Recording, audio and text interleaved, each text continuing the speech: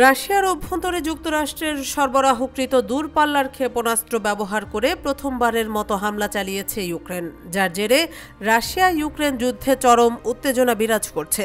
এর মাঝে পারমাণবিক অস্ত্র ব্যবহারের আইন আরও শিথিল করেছে রাশিয়ার প্রেসিডেন্ট ভ্লাদিমির পুতিন। তবে নিজেদের সুরক্ষা ঢালকে আরও পোক্ত করার লক্ষ্যে এবার রাশিয়া ভ্রাম্যমাণ আশ্রয় কেন্দ্র কিউবিএম তৈরি করছে। জানা গেছে, রাশিয়া এই আশ্রয় কেন্দ্রটি মূলত পরমাণু বোমা থেকে বাঁচতে তৈরি করছে। এটি পারমাণবিক বোমা বিস্ফোরণের শকওয়েভ ও তেজস্ক্রিয়তা সহ বিভিন্ন হুমকি থেকে 48 ঘন্টা পর্যন্ত সুরক্ষা দিতে সক্ষম। এদিকে মঙ্গলবার রুশ প্রেসিডেন্ট ভ্লাদিমির পুতিন পারমাণবিক অস্ত্র ব্যবহারের জন্য আইন আরও শিথিল করেছে। 20 নভেম্বর বুধবার এ তথ্য জানিয়েছে বার্তা সংস্থা রয়টার্স।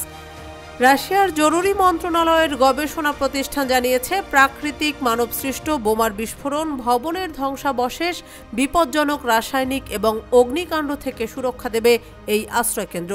জানা গেছে, কিউবিএম আশ্রয়কেন্দ্র দেখতে একটি শক্তিশালী শিপিং কন্টেইনারের মতো।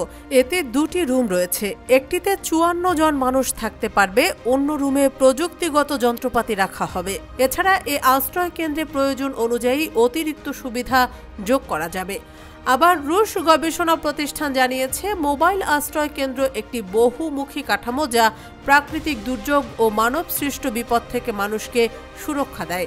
এটি নাগরিকদের নিরাপত্তা উন্নত করার পথে একটি গুরুত্বপূর্ণ পদক্ষেপ। এটি সহজেই ট্রাকে পরিবহনযোগ্য এবং পানীয় জলের সংযোগের উপযোগী। এমনকি রাশিয়ার বিশাল উত্তরাঞ্চলের তুষারাচ্ছন্ন এলাকাতেও এটি স্থাপন করা সম্ভব বলে প্রতিষ্ঠানটি উল্লেখ করেছে। এদিকে রাশিয়া তাদের এই পদক্ষেপের ব্যাপারে স্পষ্ট কোনো তথ্য দিতে রাজি হয়নি। তবে রাশিয়ার পক্ষ থেকে দাবি করা হচ্ছে যে এসব আশ্রয়কেন্দ্রের নির্মাণ কাজ শুরুর সঙ্গে বর্তমান কোনো সংকটের যোগসূত্র নেই। রাশিয়া এমন সময় এই আশ্রয়কেন্দ্র তৈরি করছে যখন মার্কিন প্রেসিডেন্ট জো বাইডেন ইউক্রেনকে মার্কিন দূরপাল্লার ক্ষেপণাস্ত্র দিয়ে রাশিয়ার ভূখণ্ডে হামলার অনুমতি দেন। এদিকে ইউক্রেন যুদ্ধে গুরুত্বপূর্ণ পর্যায়ে এসে রণাঙ্গন জুড়ে উল্লেখযোগ্য অগ্রগতি অর্জন করছে রাশিয়ার সামরিক বাহিনী। Institute for the study of war ISW এর তথ্য উপাত্ত থেকে দেখা যাচ্ছে, 2023 সালে ইউক্রেনের যে পরিমাণ ভূমি রাশিয়া দখল করেছিল তার চেয়ে অন্তত 6 গুণ বেশি এবছর নিয়ন্ত্রণে নিয়েছে তারা। রুশ সেনাবাহিনী এখন ইউক্রেনের পূর্বাঞ্চলীয় দনবাস এলাকায় দেশটির লজিস্টিক বা রসদ সরবরাহের গুরুত্বপূর্ণ স্থাপনার দিকে এগিয়ে যাচ্ছে।